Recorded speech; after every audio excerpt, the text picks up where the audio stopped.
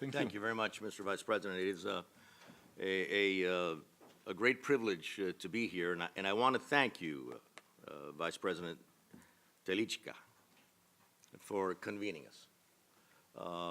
The moment is appropriate, and it is, I think, just and proper that we meet today to focus on and discuss Cuba and Venezuela, especially in this Parliament that 3 times in recent years has honored the people who personify the dreams and aspirations of the Cuban people as they and their wish for democracy. Guillermo Fariñas in 2010, Las Damas de Blanco in 2005, and Oswaldo Payá in 2002. Oswaldo Payá, a man of love and deep religious faith, whose work for a peaceful transition to democracy in Cuba became intolerable to the Castro brothers, and who was assassinated by the Cuban dictatorship in 2012. It is indeed an honor for me to be here today with the daughter of the martyr,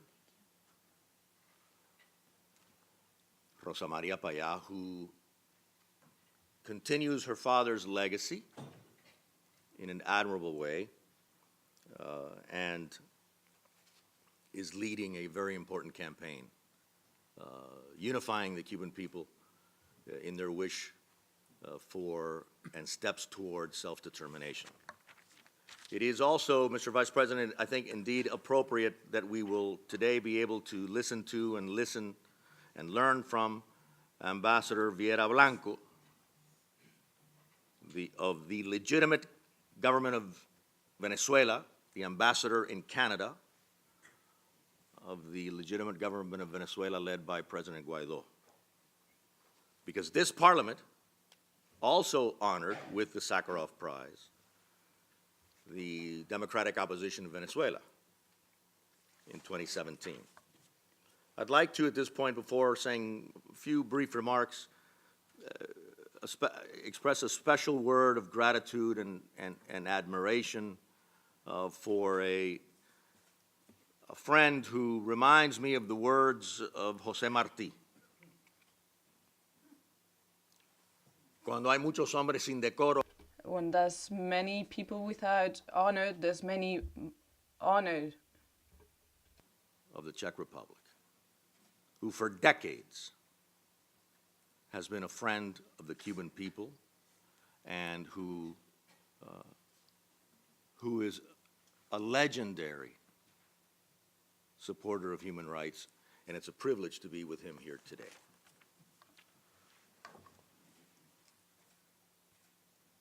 Today, the tyrannical rulers of Cuba face a challenge. Raúl Castro knows that his life is nearing its end. He has, in fact, already built his tomb. The tyranny's founder, his older brother, has already died. The regime is seeking to hand over the island as though it were a family farm to a chosen few. Raúl Castro, his children, and his son-in-law have designated a day-to-day caretaker, a puppet, as president of the Council of State. Never forget that the Cuban tyranny is the regime of Fidel Castro. Raúl Castro is a type of Siamese twin of Fidel Castro, and he has always been his brother's executor. In fact, Raúl Castro has been a continuation of Fidel Castro. When Raúl Castro is no longer alive, the internal struggles for true power within the Castro's family farm will surface. For now, as Gramsci said 100 years ago, when describing the Europe of 1918, the old way refuses to die. The new is not quite born yet. But the Cuban tyranny is condemned to death. The tyrannical rulers of Cuba know that in this day and age, the communist regimes that have managed the most consolidation are those, you all know the model, it's known as the Chinese model. Maintain absolute political control and repression, and obtain vast resources for those instruments of repression through the introduction of genuine elements of market economy. The Cuban rulers know that that's how communist regimes consolidate today, but they can't adopt the Chinese model. The Cuban regime is so despised, it's considered so repugnant by the Cuban people, it is so vulnerable, the regime is so vulnerable that it cannot introduce the Chinese model.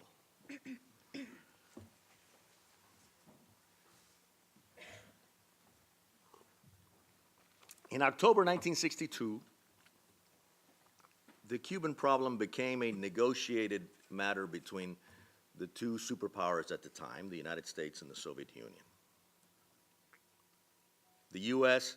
denuclearized Cuba by virtue of the agreement between Nikita Khrushchev and President Kennedy, which ended the so-called missile crisis, as you all know, the missile crisis.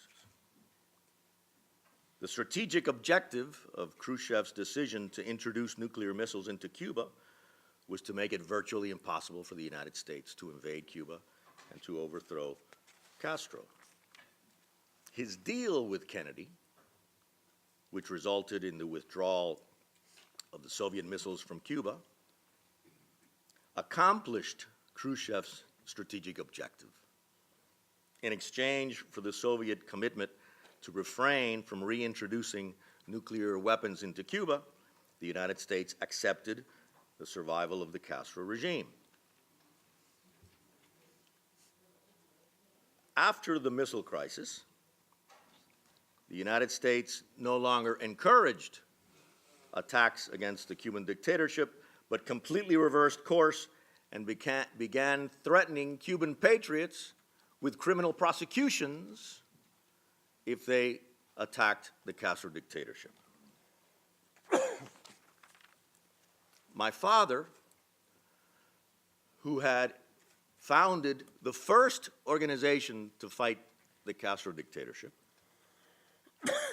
to denounce the firing squads that began in January of 1959,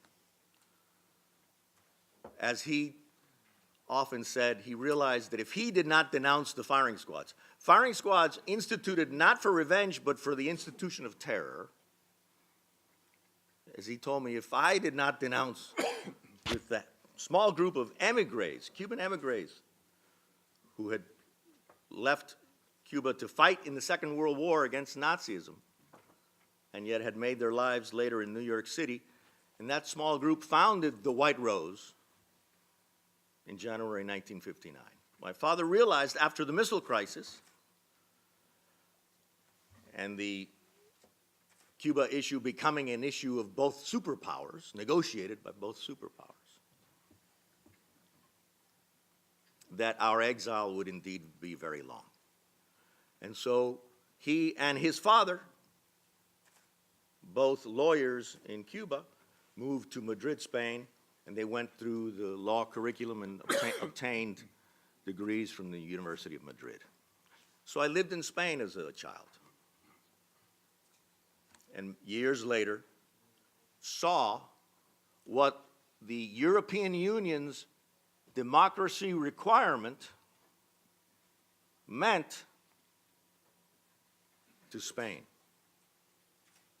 and to Portugal and to Greece. The policy of principled Europe.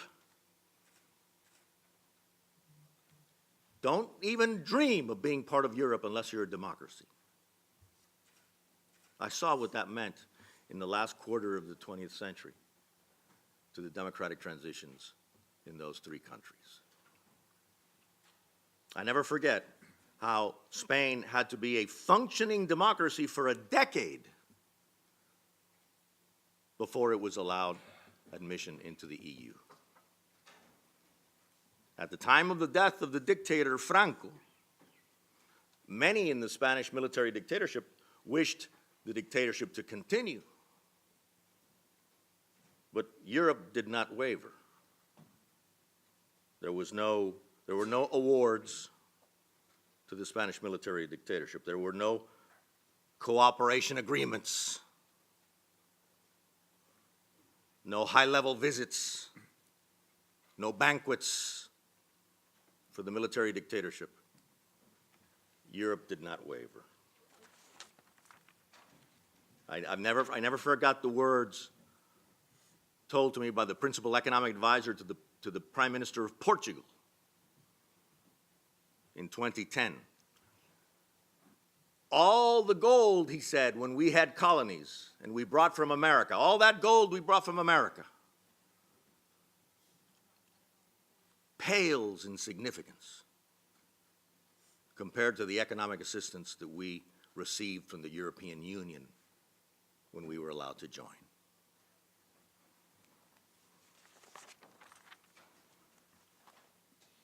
That was the principled policy of Europe as it applied to dictatorships. So, in a similar moment in the history of the Cuban military dictatorship, what do we see? The British government sends its heir to the throne, the heir to the throne in the United Kingdom, to take selfies with the Cuban tyranny's murderous henchmen. What an embarrassment for Great Britain. The EU, which had a policy of solidarity toward the Cuban people, an initiative of the Spanish government in 1996, known as the Common Position. As you know, any assistance to Cuba had to go through legitimate NGOs. That was the common position, the European common position. And after the dictatorship in Cuba rounded up 75 of the most important political dissidents and opponents, in 2003, high-level visits were reduced. By Europe, European embassies were encouraged to invite political dissidents to cultural events. But the new Spanish government, after 2004, began strongly lobbying for the elimination of the common position. I don't know if he's here, but my friend Elmar Brock will remember our debates with the Spanish foreign minister at the time in 2010. What we never would have imagined is that the following Spanish government, the conservative government, would advocate even with more zealous, in a more zealous manner, for the elimination of the common position.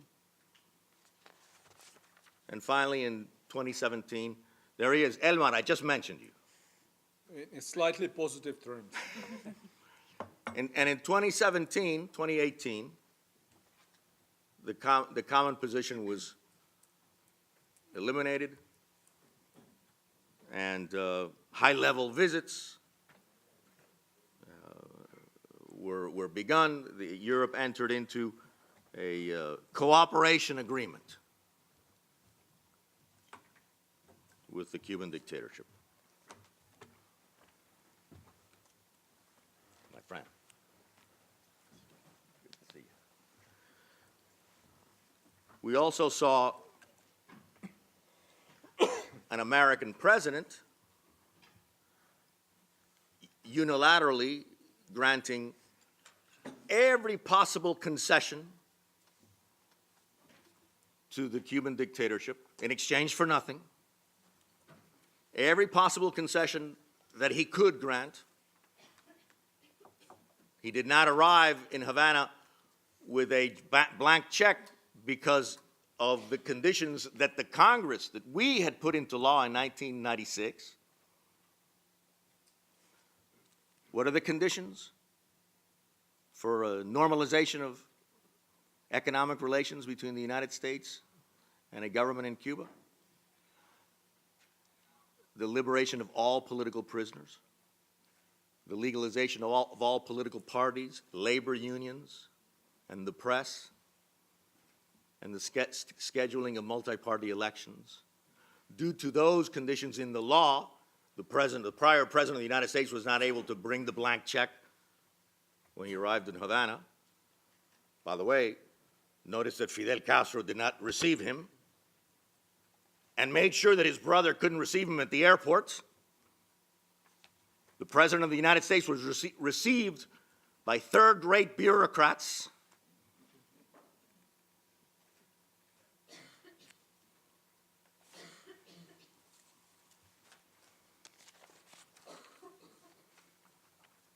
Those conditions in U.S. law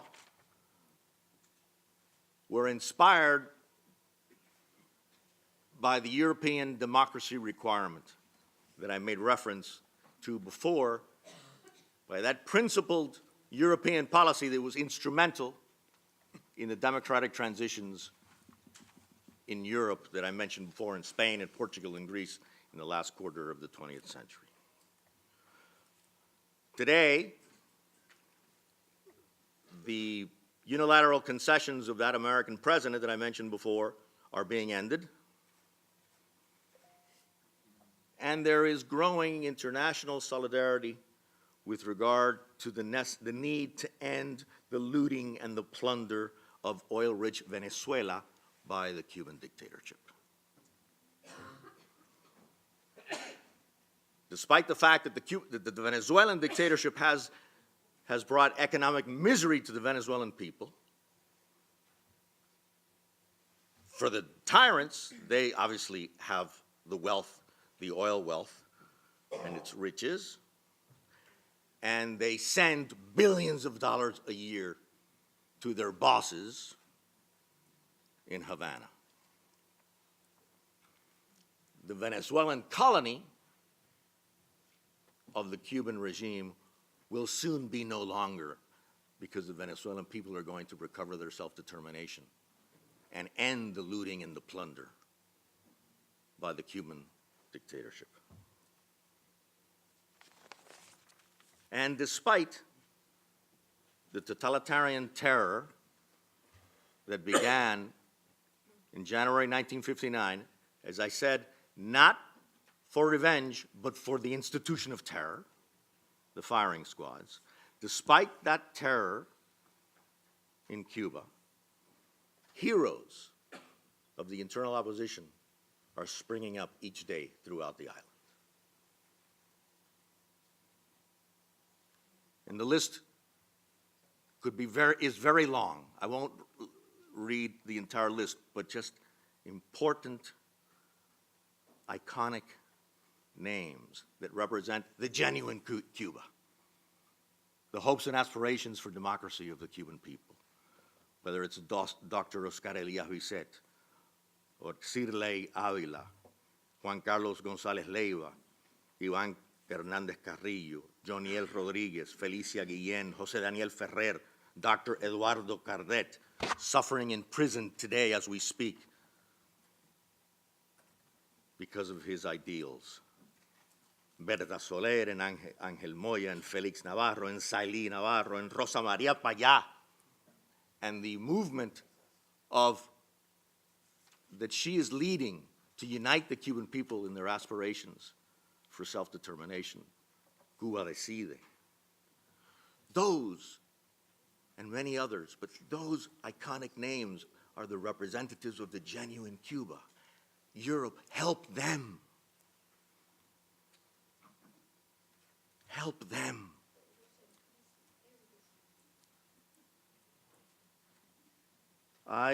Friends, I learn from history.